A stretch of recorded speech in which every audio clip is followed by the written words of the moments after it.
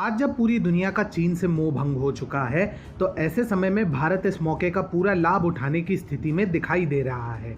ऐसा इसलिए क्योंकि बड़ी संख्या में विदेशी कंपनियां चीन से अपना सारा सामान समेटकर अब भारत और वियतनाम जैसे देशों का रुख कर रही हैं, जिससे भविष्य में इन देशों में न सिर्फ रोजगार के अवसर प्रदान होंगे, बल्कि इससे इन देशों की अर्थव्यवस्थाओं को भी बहुत फायदा होगा। आज जब भारत को इस स्थिति में फायदा मिलना निश्चित दिखाई दे रहा है, तो ऐसे समय में भारत सरकार को पिछले वर्ष रीजनल कॉम्प्रिहेंसिव इकोनॉमिक पार्टनरशिप यानी आरसेप में शामिल ना होने का भी भरपूर फायदा मिल रहा है।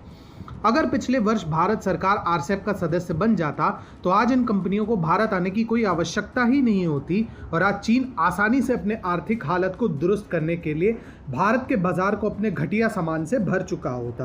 पिछले वर्ष पीएम मोदी 2 नवंबर को जब थाईलैंड के दौरे पर गए थे, तो सबकी नजर इस बात पर टिकी थी कि भारत आरसेप डील पर हस्ताक्षर करता है या नहीं। आरसेप के अंतर्गत इसके 10 सदस्य देशों यानी Brunei, Cambodia, Indonesia, Laos, Malaysia, Myanmar, Philippines, Singapore, Thailand, Vietnam और 6 एफटीए पार्टनर्स चीन, जापान, भारत, दक्षिण कोरिया, ऑस्ट्रेलिया और न्यूजीलैंड के बीच एक फ्री ट्रेड समझौता प्रस्तावित था और ये सभी देश चाहते थे कि भारत जल्द से जल्द इस डील पर साइन कर दे।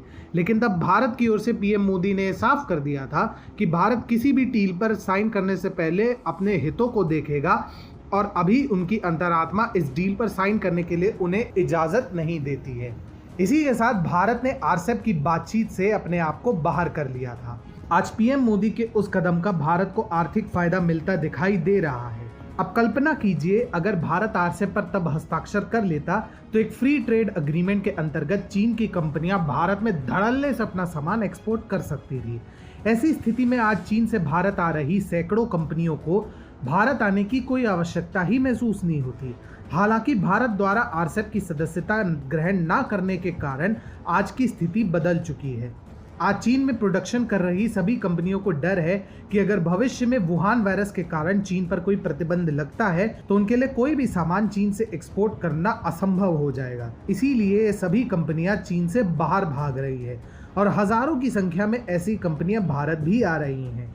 बिजनेस स्टैंडर्ड की एक रिपोर्ट के मुताबिक लगभग 1000 कंपनियां लगातार भारत सरकार के संपर्क में हैं और वो अपना व्यापार चीन से हटाकर भारत में स्थापित करना चाहती है। सरकारी सूत्रों के मुताबिक इन 1000 कंपनियों में से लगभग 300 कंपनियां मोबाइल, मेडिकल और टेक्सटाइल जैसे क्षेत्रों से जुड़ी है। सरकार ने पिछले साल आर्थिक मंदी से निपटने के लिए कई आर्थिक सुधारों को अंजाम दिया था, जिनमें सबसे बड़ा बदलाव कॉर्पोरेट टैक्स को कम करना था। सरकार ने इसे घटाकर 25.17% कर दिया था और इसके साथ ही नए उत्पादकों के लिए कॉर्पोरेट टैक्स केवल 17% था, जो कि दक्षिण पूर्वी एशिया के देशों के मुकाबले सबसे कम है। सरकार के इन आर्थिक सुधारों का ही परिणाम है कि अब बड़े पैमाने पर दक्षिण कोरियाई, अमेरिकी और जापानी कंपनियां चीन को छोड़कर भारत आने को उत्साहित है। इकोनॉमिक टाइम्स की एक रिपोर्ट की माने तो लगभग 200 अमेरिकी कंपनियां अपने मैन्युफैक्चरिंग यूनिट्स को भारत शिफ्ट कर सकती हैं। आज अगर भारत आरसेप का सदस्य होता, तो ना तो ये कंपनियां भारत आती और ना ही भारत को इस स्थिति का कोई आर्थिक फायदा मिल पाता। पिछले साल लिए इस फैसले के लिए पीएम मोदी की दूरदर्शिता की जितनी प्रशंसा की जाए, उतनी कम है।